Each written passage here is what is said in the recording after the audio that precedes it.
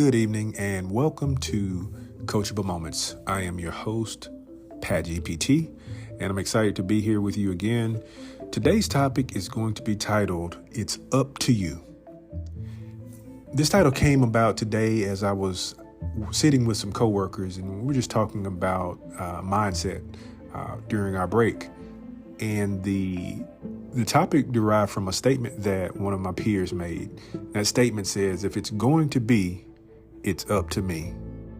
So I simply took that phrase and I'm putting that ball into your court. And I'm telling you that if things are going to be what you want them to be, it's up to you to make it so.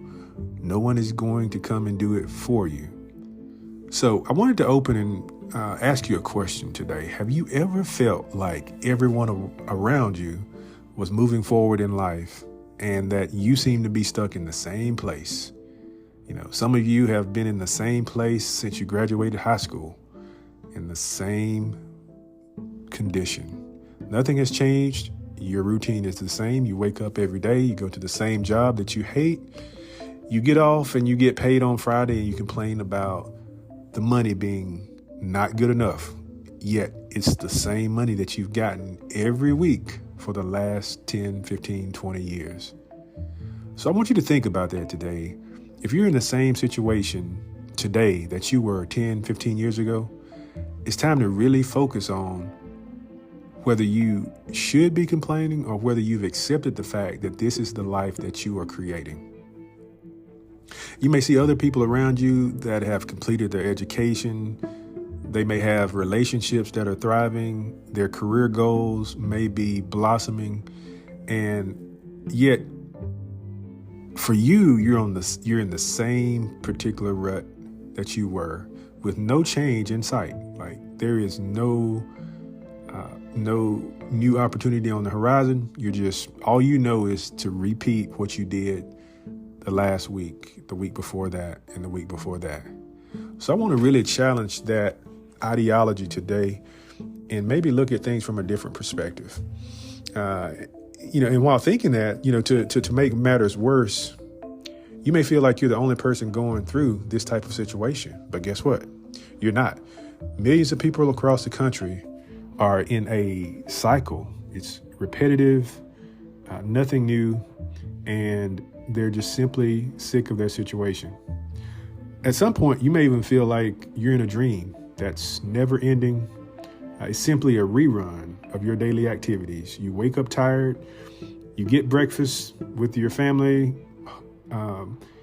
If you have time, most people are not in a place where they have a lot of free time. They're usually waking up, rushing to get dressed and get out of the door so they can get the kids dropped off and get to the job that they despise.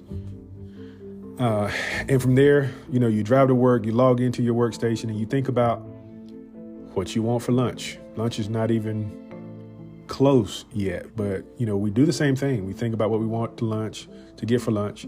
Then we rush lunch because we only have an hour. And for those of you that don't have on-site options at your job, God forbid you have to drive 10, 15, 20 minutes to get to that Chick-fil-A and sit in the line for 5 minutes or so waiting for your food.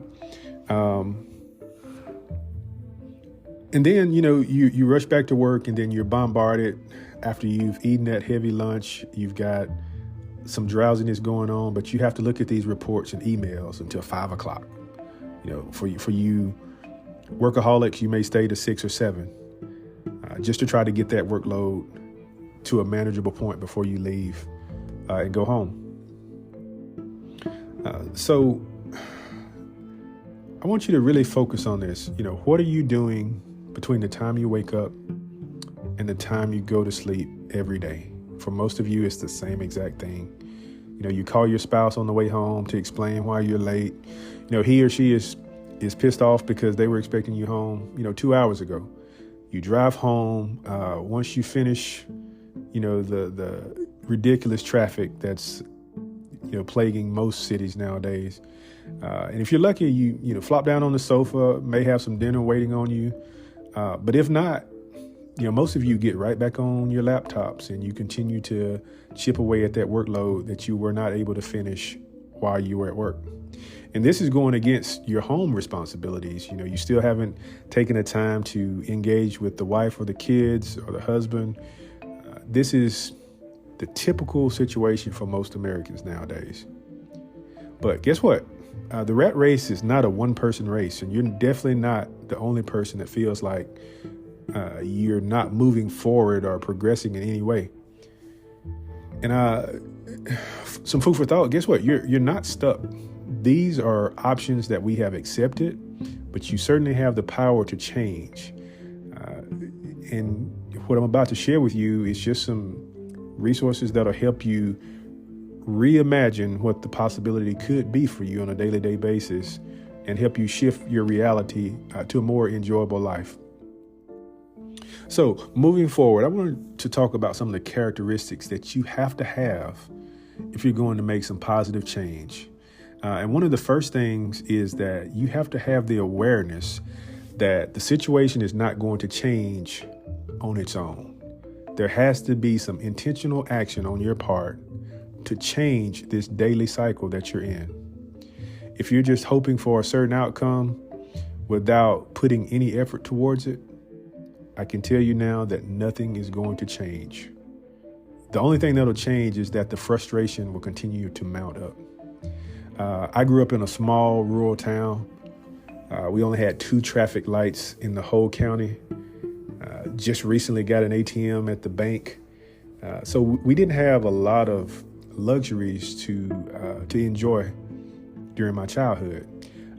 We only had like 1 or 2 available companies to work for. You either worked at the lumber yard or you worked in the local. We had a clothing manufacturing company called that, was an option for some. Now, neither one of these industries would make you wealthy at all. I mean, you were guaranteed to struggle if you worked at either one of these locations because the rate of pay was not conducive for you to create any type of luxury lifestyle at all. If anything, you would be guaranteed to be paycheck to paycheck until you decided to do something different. So one day while I was talking to one of my family members, the question came up as to, I asked the question, why have you never moved away from our hometown to pursue a better future for yourself and your family financially? And, once I asked the question, this particular family member looked at me looking somewhat shocked. The eyes were open pretty wide, trying to figure out where that question came from. And her response was that she was able to pay her bills just fine and that she was comfortable where she was. She told me that she wished that the city would bring better jobs there for people to have better salaries and opportunities to really elevate their standard of living. Now, my first reaction is that I was baffled because the city doesn't owe the community better jobs. It doesn't owe the citizens of that community anything. And I realized that this particular family member was pacified on the idea of being comfortable. That's a very dangerous place to be. Once you're comfortable, you have no motivation to do anything to change your situation. If you make enough money to pay your rent, pay your power bill, and put some food on the table, for a lot of Americans, that's good enough.